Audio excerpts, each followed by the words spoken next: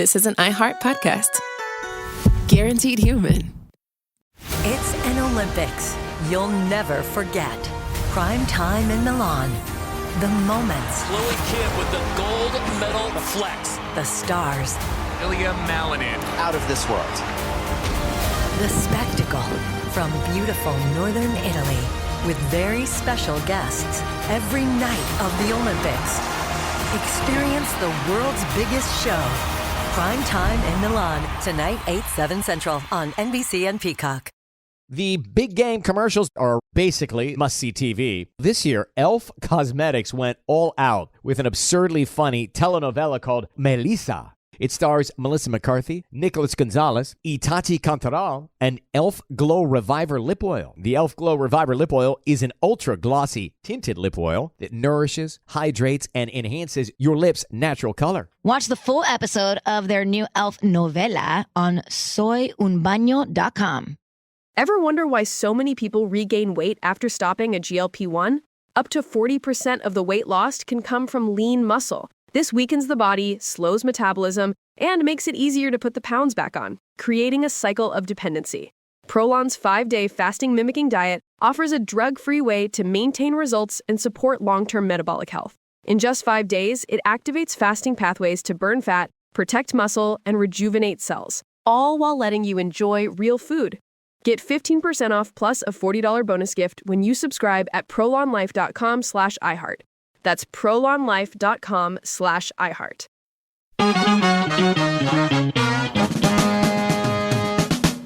Welcome to The Middle. I'm Jeremy Hobson, along here with Tolliver. Hi, Tolliver. Hello, Jeremy. I have 2 exciting pieces of news to tell you, but not until the end of the show. Oh, so come on. Stand by.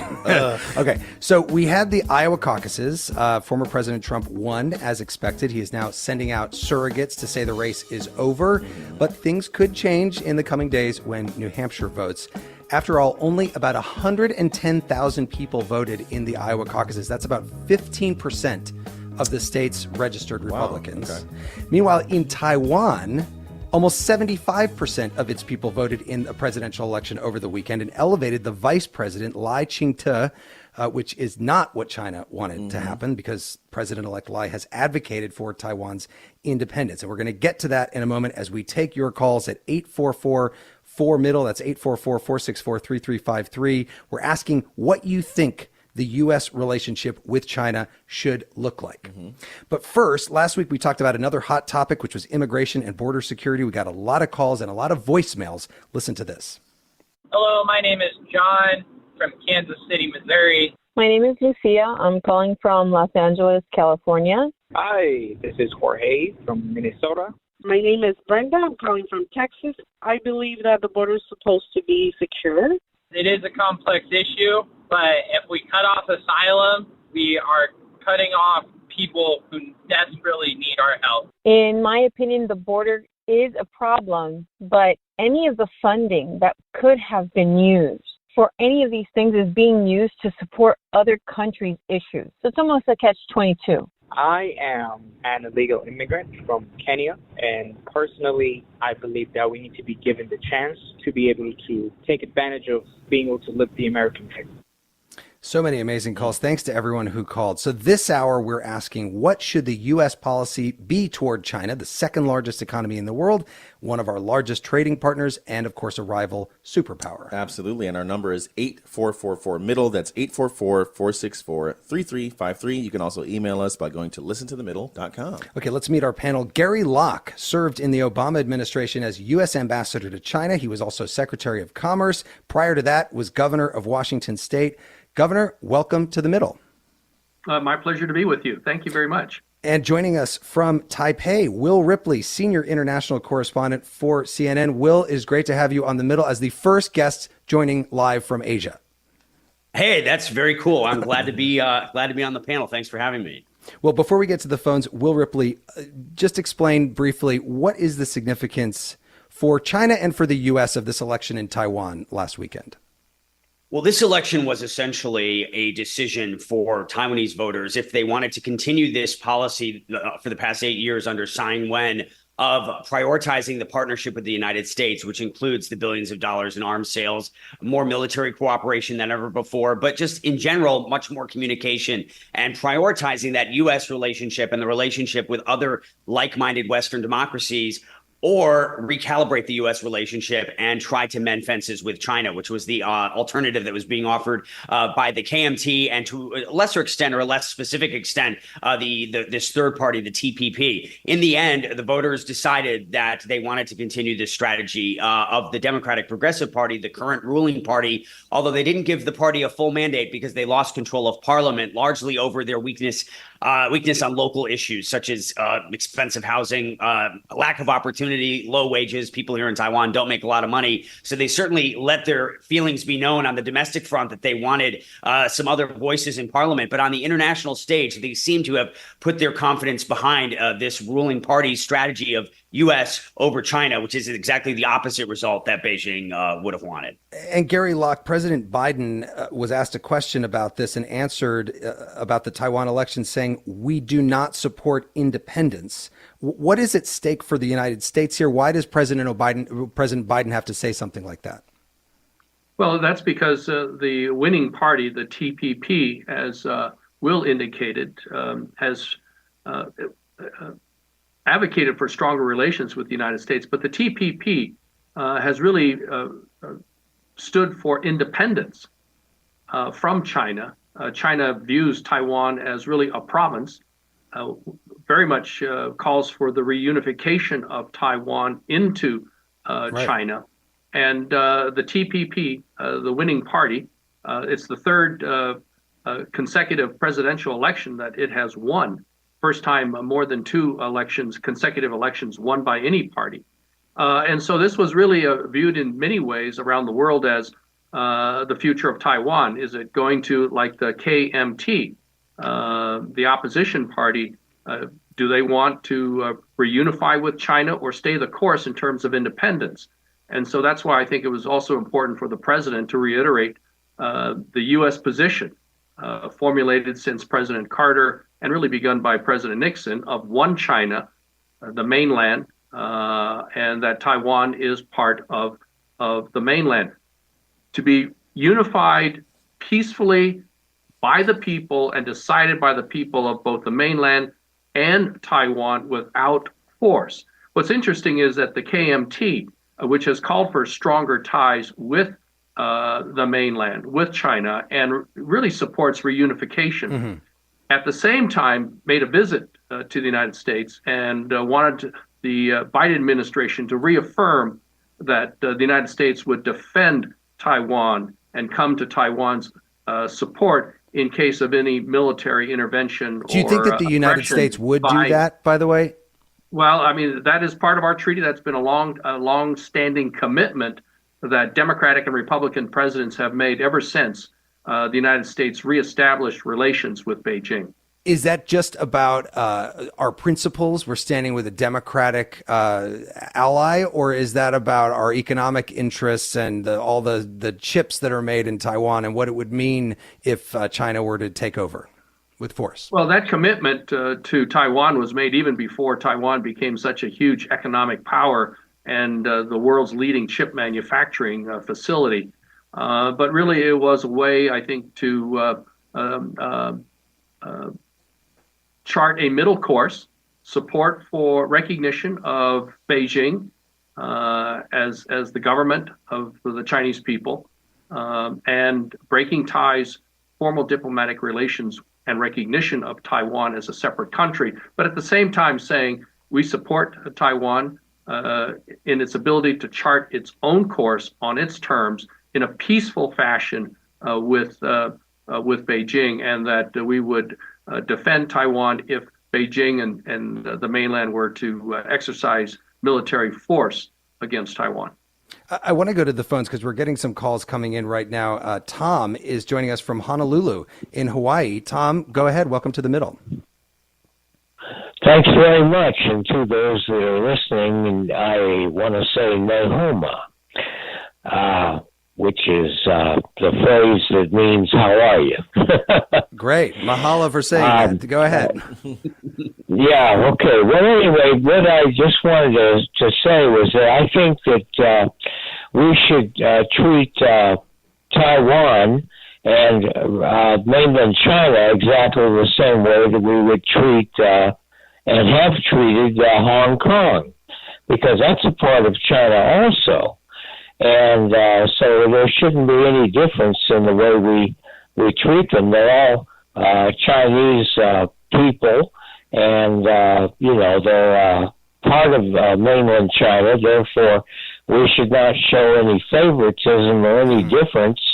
Just like as an example would be, we would want people to treat California exactly the same way that they would treat Santa Catalina Island, which is off the coast of California. Tom, let me take that to Will Ripley. Yeah, go ahead, yeah, Will. I would say, so this is, I'm really glad you brought that up, Tom, and aloha to you in Hawaii. We're on islands separated by several hours of flying, but I'd love to get to yours when I get a vacation, whatever that's going to be. Look, here in Taiwan, they do not, or at least many people, the majority of people don't identify themselves as being part of mainland China, even though there was a time when the ruling government of Taiwan believed that it was the legitimate government for all of China. Then the world switched the recognition, to Beijing. There was the Chinese Civil War in 1949. The losing side, led by Chiang Kai-shek, came here and set up camp in Taiwan. They said they were the real China. The Communist Party in Beijing said they were the real China. And for a long time, the world acknowledged Taiwan. And then when China opened up and the U.S. Formalized diplomatic ties with Beijing, basically one by one, all of the diplomatic allies that had recognized Taiwan as the only real China, they then moved over to Beijing, to the point now, just in the last few days, now to a Pacific nation, island nation of 12,000 people just switched formal ties over to Beijing, leaving Taiwan with only 12 formal diplomatic allies. But, Taiwan has had its own government, its own, and in recent years, since 1996, a democratically elected government. So the people have chosen their leaders here. It's a very young democracy, and they were by large a dictatorship for many years under Chiang Kai-shek.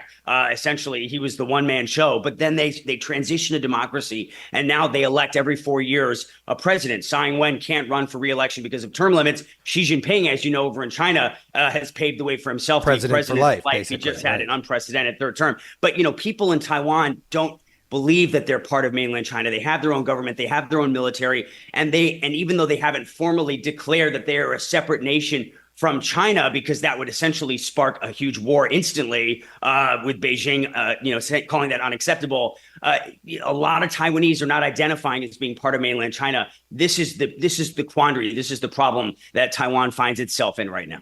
A reminder, you can reach us at 844-4MIDDLE. That's 844-464-3353. Tolliver, I'd wager that most listeners who have at least taken a social studies class in their life are familiar with President Nixon's famous diplomatic visit to China. Yeah, that's right. Back in 1972, Nixon was the first U.S. head of state to visit the People's Republic of China, and did so as part of an effort to normalize relations with the emerging superpower. Listen to this. There can be no stable and enduring peace without the participation of the People's Republic of China and its 750 million people. That is why I have undertaken initiatives in several areas to open the door for more normal relations between our two countries. 750 million people, then 1.4 billion people in China now. Just amazing. A reminder, please go to our website and you can contribute to the middle in any amount. We are trying to raise some money from you. If you love the show, please do that. Also, make sure that you rate our podcast, high rating, nice rating, 5 stars, wherever you listen to your podcast. We're going to be right back after this. It's an Olympics you'll never forget. Prime time in Milan. The moments. Chloe Kim with the gold medal flex. The stars. Ilya Malinin. Out of this world. The spectacle from beautiful northern Italy with very special guests every night of the Olympics. Experience the world's biggest show. Prime time in Milan, tonight 8/7 Central on NBC and Peacock. Welcome to the A Building. I'm Hans Charles. I'm Menelik Lumumba. It's 1969. Malcolm X and Martin Luther King Jr. have both been assassinated. and Black America was at a breaking point. Rioting and protests broke out on an unprecedented scale. In Atlanta, Georgia, at Martin's alma mater, Morehouse College, the students had their own protest. It featured two prominent figures in Black history, Martin Luther King Sr. and a young student, Samuel L. Jackson. To be in what we really thought was a revolution. I mean, people were dying. 1968, the murder of Dr. King, which traumatized everyone. The FBI had a role in the murder of a Black Panther leader in Chicago. This story is about protest. It echoes in today's world far more than it should, and it will blow your mind. Listen to The A Building on the iHeartRadio app, Apple Podcasts, or wherever you get your podcasts. This is Ryder Strong, and I have a new podcast called The Red Weather. It was many and many a year ago in a kingdom by the sea. In 1995, my neighbor, Anna Trainer, disappeared from a commune. It was hard to wrap your head around. It was nature and trees and praying and drugs. So no, I am not your guru. And back then, I lied to my parents, I lied to police, I lied to everybody. There were years, Ryder, where I could not say your name. I've decided to go back to my hometown in Northern California, interview my friends, family, talk to police, journalists, whomever I can, to try to find out what actually happened. Isn't it a little bit weird that they obsess over hippies in the woods and not the obvious boyfriend? They have had this case for 30 years. I'll teach you sons of to come around here and my wife. Boom, boom. This is The Red Weather. Listen to The Red Weather on the iHeartRadio app, Apple Podcasts, or wherever you get your podcasts.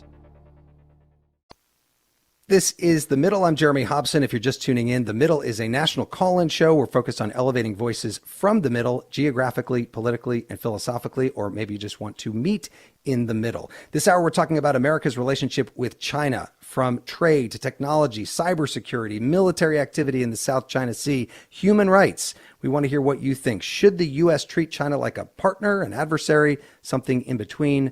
Tolliver, what's the number to call in? It's 8444-MIDDLE. That's 844-464-3353. You can also write to us at listentothemiddle.com or on social media. I'm joined by Gary Locke, former U.S. ambassador to China, and Will Ripley, senior international correspondent for CNN in Taipei. Before we get back to the phones, Governor Locke, when you listen to the candidates on the campaign trail right now in this country, whether they're Republican or Democrat, it's all about how tough they are on China.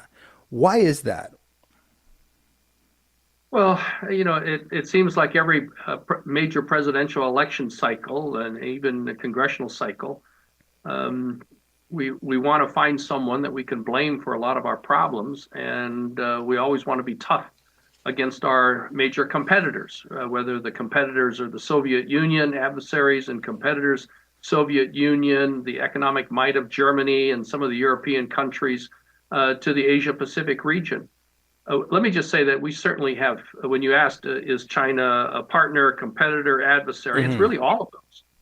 We have major differences and concerns with China, their record on human rights, the rule of law, protection of intellectual property, and the list goes on. They are obviously a huge economic competitor. They are intent on being world-class and dominant in so many areas, whether it's electric automobiles, to advanced manufacturing, to chip manufacturing, IT, et cetera, et cetera. And they're doing everything they can, and the government is encouraging, and in fact, the government is participating in some of these efforts to gain the knowledge that many of Americans and other countries and inventors and business people have given their blood, sweat, and tears to develop. And the Chinese would like to grab that technology, that know-how, the secret sauce, any way they can. At the same time, so many millions of jobs in America depend on trade with China. So many products that we that we assume and take for granted in our daily lives are made in China, high quality, low cost, which then means more money in the pockets of Americans that they can spend on vacation, college tuition, healthcare, retirement. For instance, China is America's #1 export destination for our agricultural goods. They buy so much of our soybeans, our corn, and wheat, and things like that. Almost 65% of all Boeing airplanes are sold to overseas carriers. And up until recently, a lot of that was going to China. So millions of jobs in America depend on making things in America that we then sell to China. And of course we learned in the pandemic how much we also rely on buying things from China and bring them to this country. I want to get to the phones. Which therefore Carl. means that we need to kind of diversify our supply chain and not be so reliant on China.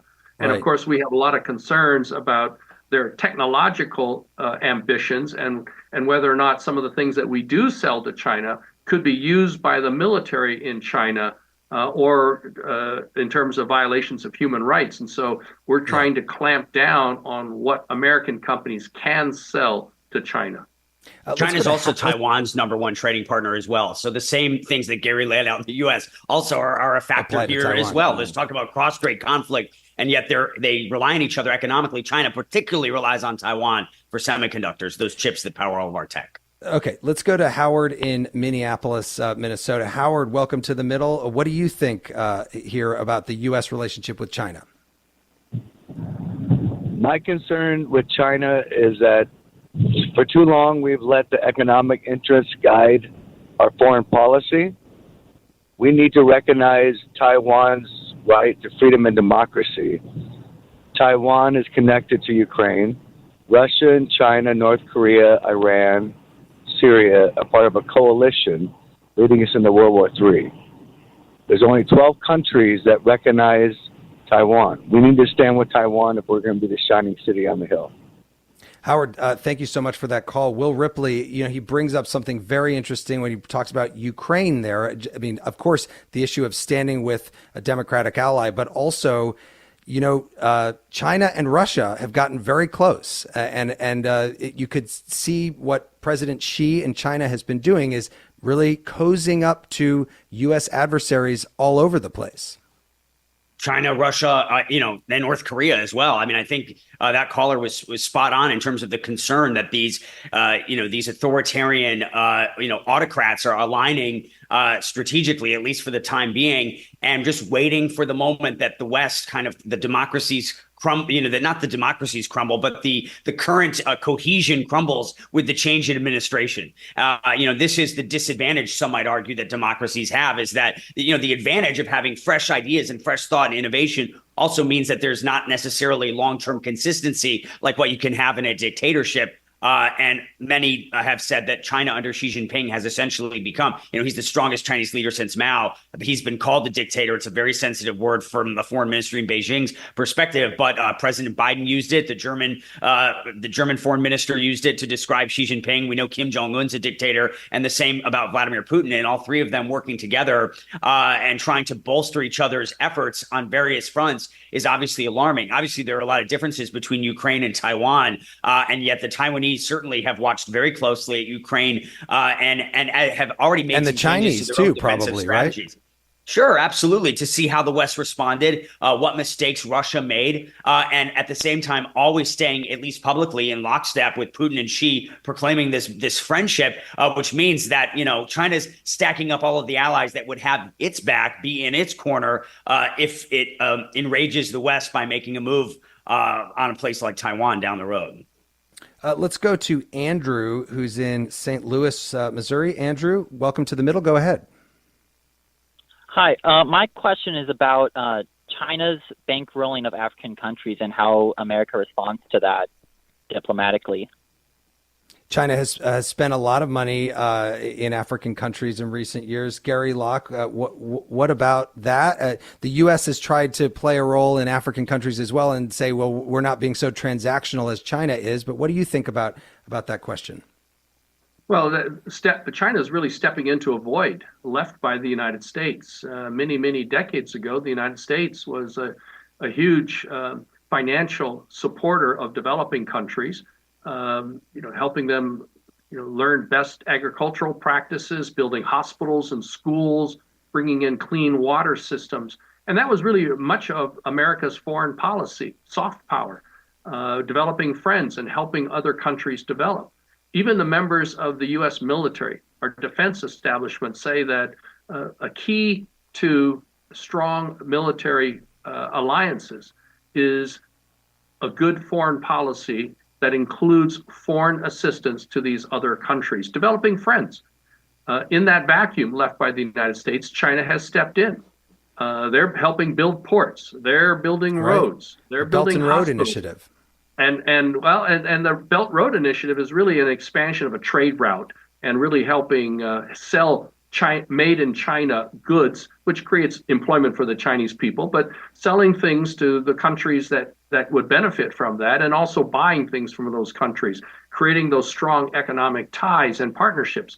But the problem is that some of these investments by China have been on terms that are very unfavorable, unfair to the governments of these receiving countries in case they can't pay back their loans, can't pay back some of the terms of the investment that the Chinese have made, and then huge, almost like foreclosure of the house, where the Chinese then take over the city, take over the port, become the owners of these things. And many of these other countries now are saying, whoa, we better review the terms of these things, or we better back out of some of these deals, or we're not going to get involved. And China has also recognized that maybe they've overstepped. So they're trying to be a little bit more reasonable in some of these investments. But the main point is, America is not doing what it should, and other Western countries are not doing what they should be to help these poor or more developing countries improve the livelihood, the standard of living for their people. And in the absence of that, China stepping in and building political friends. Let's go to Connie, who is in Colorado. Connie, welcome to The Middle. Go ahead.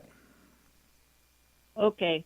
I was grew up in mainland, and since 1949, Chinese communists killed so many Chinese people.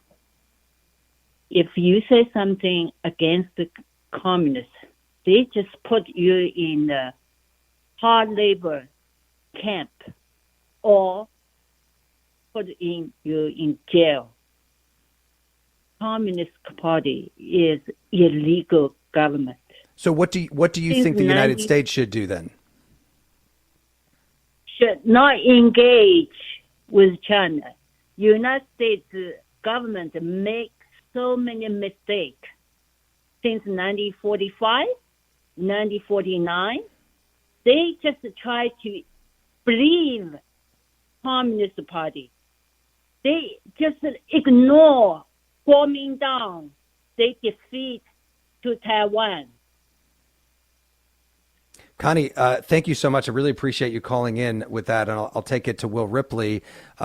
She brings up an important point, and also we should mention that many in the United States have pointed to human rights abuses that have been going on in Xinjiang province against the Uyghurs. And you know what? The same thing happened in Taiwan as well. In the years after the Chinese Civil War under Chiang Kai-shek, there was a period that lasted, a martial law that lasted for decades, that's now known as the White Terror. Taiwan actually had a prison camp for political prisoners on Green Island in southern Taiwan. It's this little speck that you have to take a boat for a very bumpy boat ride for about an hour and a half to get to. I got very nauseous when I went to visit, but it's quite an important site because it is a reminder for Taiwan that even in their own history, and not too distant history, they lived under martial law. They lived under a dictatorship. A lot of the politicians who are in power today in Taiwan, particularly the Democratic Progressive Party, either they or the generation right before them, including Taiwan's first female vice president, she was shot. She served time in jail. I mean, these were people who were meeting, in secret in basements illegally. They were being rounded up and imprisoned for their political views, and then they fought. They turned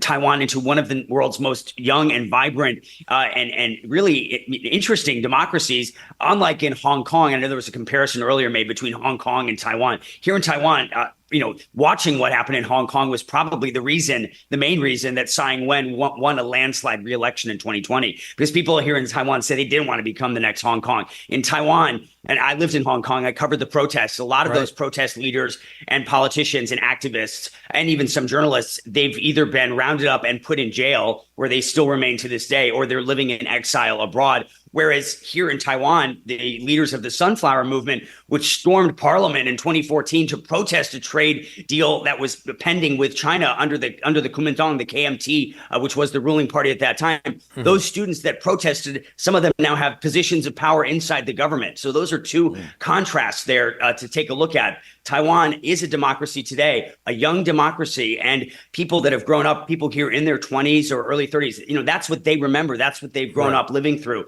People older than that remember the times of martial law. They remember what it was like when Taiwan was not a democracy under Chiang Kai-shek. We're getting some comments in online as well, Tolliver. Yeah, Tony in Champaign, Illinois, your home city, hometown, writes, the transformation of China in my lifetime puts our country to shame, and there's no doubt in my mind that its military investment is mostly in response to our belligerent attitude. I'm just thoroughly disappointed in the conduct of our foreign policy in almost every aspect, but especially in our policy towards China. They deserve a lot more credit than we're apparently willing to admit, and I'm sickened that no one in Washington will listen. What about that, Gary Locke? Because we did get some comments in online as well saying that the U.S. should treat China more as a friend than as an adversary. Well, we have to be vigilant in terms of our national security. We have great concerns about China's intentions with the big buildup of their military in the South China Sea and how they're taking over and claiming territories that other countries, whether it's Vietnam and the Philippines, claimed as their own. And in fact, the World Court has ruled against China with respect to some of their fortifications and creation of islands out of the middle of nowhere in the South China Sea. At the same time, I said before that, they're an adversary, they're a competitor, but they're also a partner. There are so many things confronting the entire world that cannot be solved by the United States alone or China alone, where the solutions require joint cooperation, close collaboration between both the United States and China. Take climate change as an example. If the United States were to make significant reductions in greenhouse gases and China does not, our efforts, our sacrifices will be for naught, and vice versa. If China makes huge reductions in greenhouse gases and we fail to make commensurate reductions, the efforts by China will be for naught, because Americans produce more greenhouse gases per person than any other country in the world. China, with its 1.4 billion population, produces more in total, but they have, 4 times the population of America. So the world is depending on concerted collaboration between the United States and China on climate change, but also with respect to trying to solve the nuclear proliferation of North Korea or Iran, finding cures for some of the most dreaded diseases in the world. The list goes on and on. Well, let me just try to sneak in one call before we have to take a quick break. Christopher in Gainesville, Florida. Christopher, go ahead. What do you think? Yeah, great to be here, and definitely agree with a lot of what's been said, especially just with U.S. and China really being dependent upon each other. I guess my main thing is that for over the past century, we've been a leader in just promoting democracy as a whole, and it just seems like with this election in Taiwan, the people's they've given lean on these relations with the U.S., and it seems like alienating them now. Not a good idea. It doesn't send a good message to the rest of the world.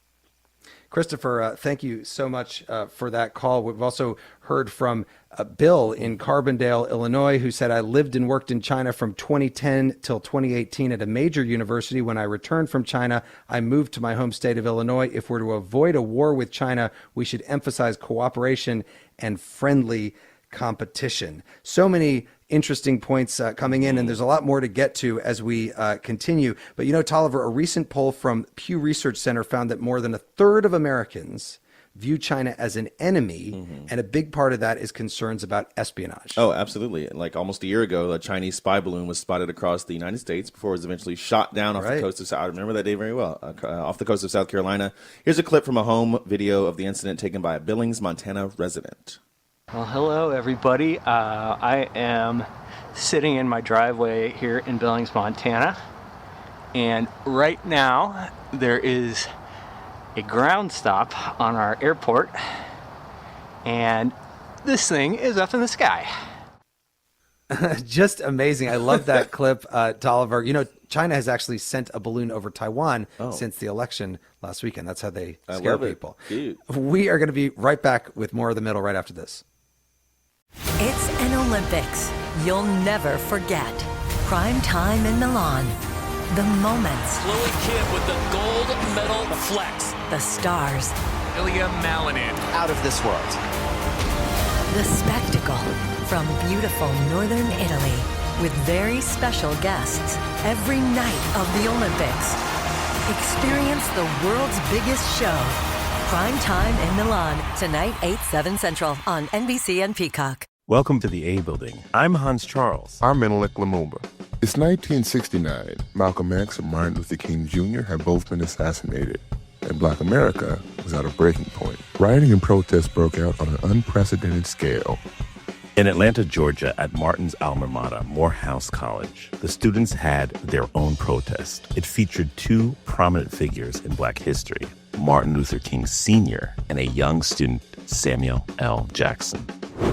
To be in what we really thought was a revolution. I mean, people were dying. 1968, the murder of Dr. King, which traumatized everyone. The FBI had a role in the murder of a Black Panther leader in Chicago.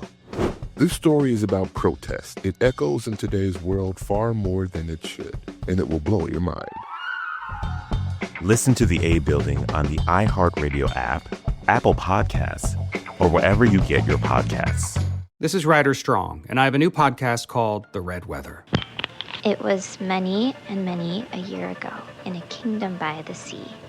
In 1995, my neighbor, Anna Trainer, disappeared from a commune. It was hard to wrap your head around. It was nature and trees and praying and drugs. So no, I am not your guru. And back then, I lied to my parents, I lied to police, I lied to everybody. There were years, Ryder, where I could not say your name. I've decided to go back to my hometown in Northern California, interview my friends, family, talk to police, journalists, whomever I can, to try to find out what actually happened. Isn't it a little bit weird that they obsess over hippies in the woods and not the obvious boyfriend? They have had this case for 30 years. I'll teach you sons of to come around here and my wife.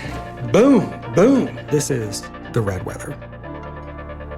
Listen to The Red Weather on the iHeartRadio app, Apple Podcasts, or wherever you get your podcasts. This is The Middle. I'm Jeremy Hobson. We're talking about the U.S. relationship with China. You can call us at 844-4MIDDLE. Our guests are former U.S. Ambassador to China, Gary Locke, and Will Ripley, senior CNN international correspondent based in Taipei, Taiwan. Before we go back to the phones, Will Ripley, fentanyl has not come up. It's a big concern here in the United States. A lot of the chemicals used to make it originate in China. They're sent here. They're sent to Mexico. China is an authoritarian state. If they wanted to stop the flow of something, they probably could. Why haven't they done so with fentanyl? Well, I believe that was one of the issues that President Biden and President Xi discussed and were able to come to some sort of agreement on when they had those summit talks in San Francisco.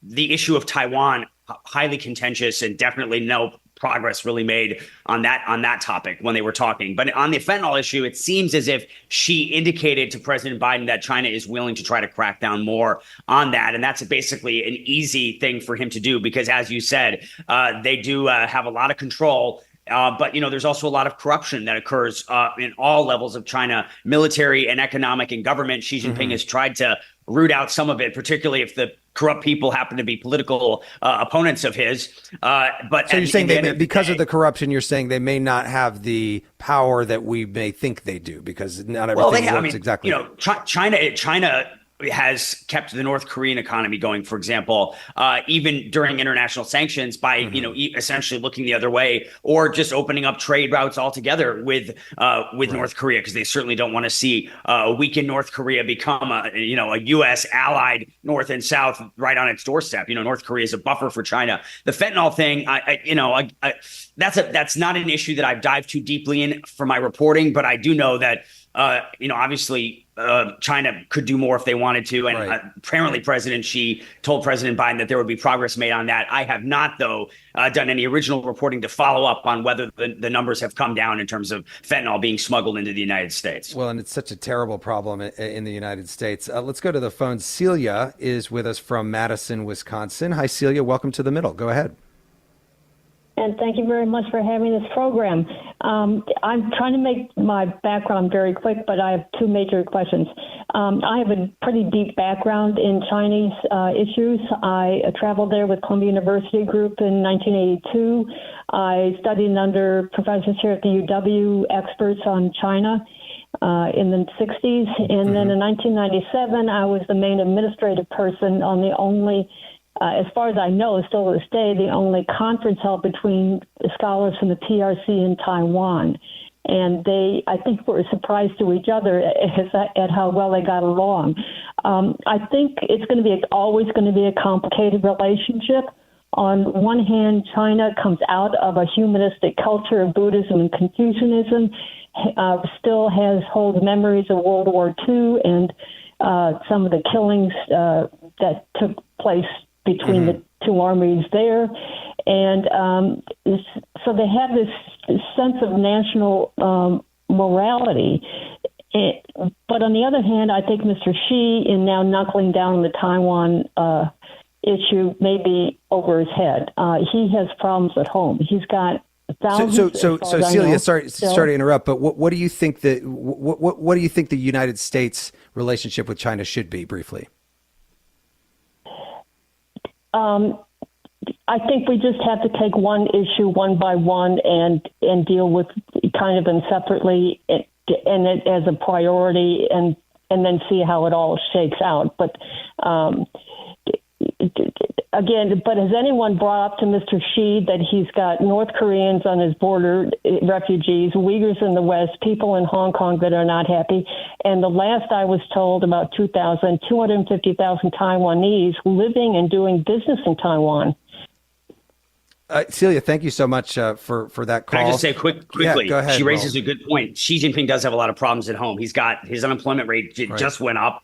Youth unemployment has been skyrocketing. That is a huge issue. They've got a shortage of women of childbearing age, partially, if not largely, because of the one-child policy where people had to choose between whether they're going to have a son and a daughter. Now you have an unequal balance, more men than women in China, which is going to bode pretty bad for their already buckling healthcare system, which is struggling with the rapidly aging population. So, yeah, there are a lot of domestic problems that she has on his plate right now. Well, and Ambassador, let me ask you, she brings up just the complexity of the relationship, something that, you even getting ready for this show, this could be a 3-hour or 5-hour show. There are so many aspects of this relationship to get into, and most Americans are not going to spend that much time focused on that. So it's got to be a very difficult relationship to manage as a person who's the ambassador or in the administration or whatever. No, it's a very complex relationship. And as the caller indicated, China also has a great pride in its history. Centuries ago, it was the most advanced civilization in the world. Thousands of years ago, it was the inventor of the compass, the printing press, the clock, the seismograph, and the list goes on and on. So China has a very proud tradition and history, and it has in some ways a chip on its shoulder, having been humiliated by the Western powers during the Opium War, in which the Western countries, Germany, Great Britain, France, the United States, actually carved out territories and parts of major cities of China and ruled those parts of the cities, whether it's Shanghai and other places. And then, of course, they were invaded by the Japanese during World War II. And, the United States actually formed a great alliance with China even before the outbreak, before Pearl Harbor, in which we had people like the Flying Tigers providing military assistance, flying over the Himalayas and providing supplies to the Chinese army fighting against the Japanese. And of course, some of the policies of Mao Zedong, the Great Leap Forward, and all these things that created such death and poverty in China. And so China is really just trying to reassert itself, and they are racing to restore their prominence in the world. At the same time, they're doing it in ways that violate our standards of fair play, of a level playing field. But at the same time, we need China. We need to work with China to solve things like climate change, halting the proliferation of nuclear weapons. China is a key player in trying to solve the North Korea problem. The United States can't do it alone. China has to be involved. And China, of course, does not want a North Korea that is destabilized, that somehow where the regime falls and the South takes over, because as Will indicated, China does not want a democratic country right on its border. And so they see North Korea as a buffer, but they also know that North Korea is a problem child, so to speak. And they very much want that issue solved so that the United States or South Korea or other countries don't take unilateral military action against North Korea. Let's go back to the phones, and Carl is in Minneapolis. Carl, welcome to The Middle. What do you think? I'd like to agree with Thomas from Minneapolis, who called earlier, and about the whole China funding Russia and the war against Ukraine, and that's a whole other topic. But I think that America needs to wake up and see that a lot of these companies like Amazon need to show Americans that a lot of these products are made in China, and that we need to be aware of where all of our products are coming from. Okay, Carl, thank you for that call. And let me get to Cooper in Gifford, Connecticut. Cooper, go ahead. What do you think the U.S. relationship with China should be? Hello. I was currently wondering how the United States would be able to maintain relations with China and back Taiwan without confronting them further or severing current relations. In the last couple of years, since the U.S. has begun to back Taiwan more, we've started to see diplomacy with the country come to a halt, and even some sanctions. How do you think going forward we'd be able to address this tense relationship between the two countries while not escalating the conflict? Okay, I think we have to take that to the ambassador, because this is something you probably had to think about when you were ambassador. What do you think? How do you keep a good relationship with Taiwan while not making things worse with China? Well, for many, many years, the United States has been selling advanced weapons to Taiwan to help bolster their defenses. That, of course, has raised the ire of Beijing. But they accept it. They will protest it. China, in response, has made a lot of military incursions, a lot of military activity, flights very close over the airspace of Taiwan. And as Will indicated, during the most recent Taiwan presidential elections, they had like 10 balloons, spy balloons, flying over. China doesn't need to use these spy balloons. They have satellites that are high up in the air that can gain just about as much information. But sometimes these balloons, at least with respect to Taiwan, is more psychological intimidation. But let me just say that Xi Jinping, because of his domestic problems at home, has to, come out as a strong person, renouncing and coming out boldly against any notions of independence by Taiwan, formal declarations of independence. Mm-hmm. We, of course, the United States, have said that we support a one China, but we want the integration of Taiwan into China to be on the terms established by the people of Taiwan as well as the leaders of China, without military force. What's interesting about the recent Taiwan presidential elections is that the winning party, which has advocated for independence, got only 40% of the vote. The two opposition parties combined had 60%, and while they want the status quo, mm-hmm. but they're saying we don't want to provoke the mainland. And even the TPP, the winning party, has been saying, well, we don't need to really declare independence. We too like the status quo. And so in some ways, the election was about who's going to be more belligerent and who's going to be more confrontational while trying to maintain this fragile relationship. Mm-hmm. And as Will indicated, Taiwan and China are major trading partners. So many people of Taiwan are the investors and owners of major enterprises and businesses in China, providing jobs for millions of Chinese people. So they need each other. Well, much of the election was really focused on, well, some of the other domestic issues. Let's sneak in another call here. Robert in Bloomington, Illinois. Robert, go ahead. Welcome to the middle. Great show. The situation with Taiwan is unsustainable. Either we have to endorse their independence or we have to facilitate reunification.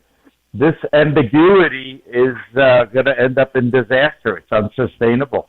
We created Kosovo and Bosnia carved it out of Yugoslavia, and everybody's supposed to accept that. So this situation is just, very hard to deal with. So what would you do? Would you support reunification or not? No, I would not. I would go for independence and support true democracies and not be hypocritical. If you want to do everything that's in the U.S. national interest, then you have to be a hypocrite. Will Ripley, your thoughts on that? Well, a lot of Taiwanese would agree. I mean, even the two opposition parties that, by the way, they almost had a joint ticket, but then in this dramatic live television meltdown, the TPP and the KMT, the two opposition, they were not able to cooperate, and so they had to run separately. But yeah, they had, who knows how things would have turned out had it been a two-way race with the, one of those two opposition parties and the winning ruling party, the Democratic Progressive Party, or DPP, had that race been differently, we might be having a whole different conversation right now. But a lot of Taiwanese, particularly younger Taiwanese, identify not as Chinese, they identify as Taiwanese. And so even though, technically the Taiwan Constitution still calls themselves the Republic of China, that at one point they viewed themselves as the legitimate government over all of the Chinese mainland, that's not the widely held view here in Taiwan anymore. It's been, 70 plus years. And they've been running their own show with their own military, and they've done pretty darn well for themselves, considering what was built up post 1949 and what they've become now. Even though they only have a dozen formal diplomatic allies, they have a lot of very close democratic friends around the world, friends that they hope will, be behind them, be in their corner if and when the time comes, if China tries to make a unilateral move to force this absorption as they view it. They don't view it as reunification, which is what China says it is, because they point out that the communist rulers in Beijing have never once controlled this island. It was the losing side that came over and set up shop. The communists never controlled Taiwan, even though they always use that word reunification. Here in Taiwan, they say it would be a forceful absorption, essentially. Tolliver, I like to push limits. I'm going to try to squeeze one more call in right now, and that is Mitchell in Tallahassee. Go ahead. What do you think? Yes, I think we should be very vigilant.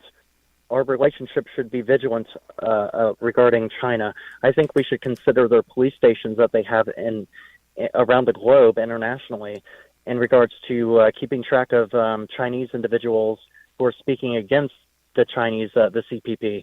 I think we should be vigilant about towards them regarding fentanyl coming across the southern border. I think we should be vigilant whenever we do business with them, and they should consider who they are doing business with, people who are free thinking, people who know what freedom is and what liberty is. And I think they see that every election across the waters at Taiwan. And I think we should protect democracy across the globe as well. Mitchell, thank you for that call. And I want to just tell our listeners, by the way, because there were many more calls on the line, that if you still have things to say about China or questions, you can call and leave a message at 844-4MIDDLE, because we are going to be doing a special podcast extra on this with Bill Kirby, a professor of China Studies at Harvard University, responding to your questions and comments. So you can go to listentothemiddle.com with more questions. We do have time, just because, Jeremy, Jeremy, go ahead, Gary Locke. I'd like to point out that given all the tensions between the United States and China, and under both the Trump administration and the Biden administration, there have been more restrictions on trade, exports of American-made technology, especially to China, which might end up being used for military purposes. But in all of this, and with the campaigns Democrats and Republicans and the presidential elections coming up. There's so much vilification of China. Yeah. And yes, we have major differences with the policies of Beijing, differences on human rights, on technology, rule of law, theft of intellectual property. But what concerns me is that a lot of this concern, animosity, vilification of China is spilling over onto Chinese Americans. And that so many Chinese Americans, even people never born in China, been here for many generations, don't even speak Chinese, are somehow viewed as spies, agents of the communist government, and that we are all loyal to Beijing. And it was great to hear. It was great to hear, by the way, from a Chinese American who called in.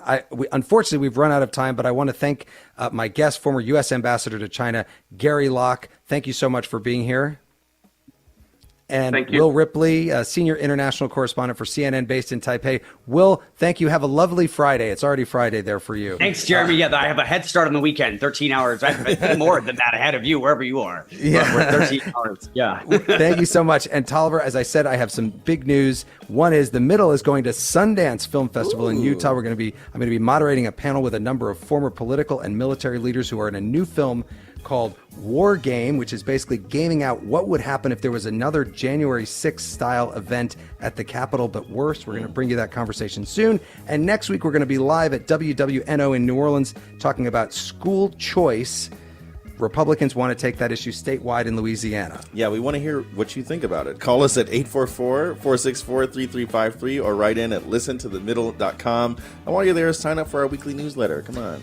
Thanks so much for listening. Thanks to Nashville Public Radio, iHeart Media, and all the stations making it possible for everyone to listen to The Middle. I'm Jeremy Hobson. Talk to you next week.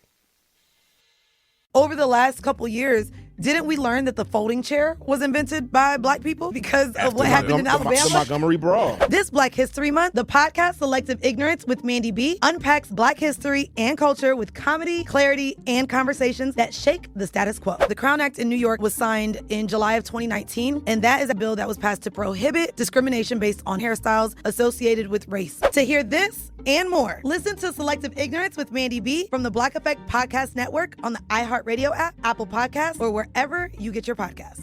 1969, Malcolm and Martin are gone. America is in crisis. And at Morehouse College, the students make their move. These students, including a young Samuel L. Jackson, locked up the members of the Board of Trustees, including Martin Luther King Sr. It's the true story of protest and rebellion in Black American history that you'll never forget. I'm Hans Charles. I'm Menelik Lumumba. Listen to The A Building on the iHeartRadio app, Apple Podcasts, or wherever you get your podcasts. This is Ryder Strong, and I have a new podcast called The Red Weather. In 1995, my neighbor, Anna Trainer, disappeared from a commune. It was nature and trees and praying and drugs. So no, I am not your guru. And back then, I lied to everybody. They have had this case for 30 years. I'm going back to my hometown to uncover the truth. Listen to The Red Weather on the iHeartRadio app, Apple Podcasts, or wherever you get your podcasts. This is an iHeart podcast. Guaranteed Human.